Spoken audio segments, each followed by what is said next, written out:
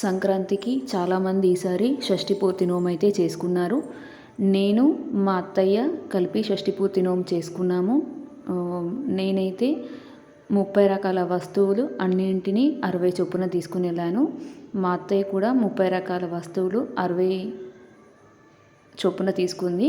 పువ్వులు, chocolates, biscuits, dry fruits, tutti frutties, rubber బ్యాండ్లు, టిక్లీలు, స్టిక్కర్స్, ఇంకా స్వీట్స్, ఫ్రూట్స్, అలా అన్నీ ప్రతిదీ వీలైనంత మట్టుకు 60 తీసుకున్నాము. తర్వాత బట్టలు వచ్చేసి ఒక జత తీసుకున్నాము.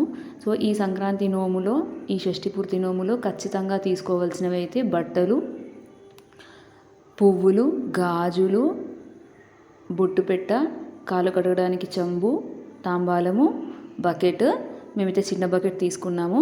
అరిసెలు, పసుపు కుంకుమ ప్యాకెట్లు 60 అయితే ఖచ్చితంగా తీసుకొని వెళ్ళాలి. నేనైతే దీంట్లో భాగంగా, ఈ నోములో భాగంగా మా అమ్మ కోసం గాజులు, బొట్టు పెట్ట, 4 రకాల బిస్కెట్స్, 2-3 రకాల స్వీట్స్, పసుపు కుంకుమ ప్యాకెట్లు, బిస్కెట్లు ఒక 2-3 రకాలు, డ్రై ఫ్రూట్స్ ఒక 4-5 రకాలు, రబ్బర్ బ్యాండ్లు, ఒక హ్యాండ్ బ్యాగ్ అయితే తీసుకున్నాను.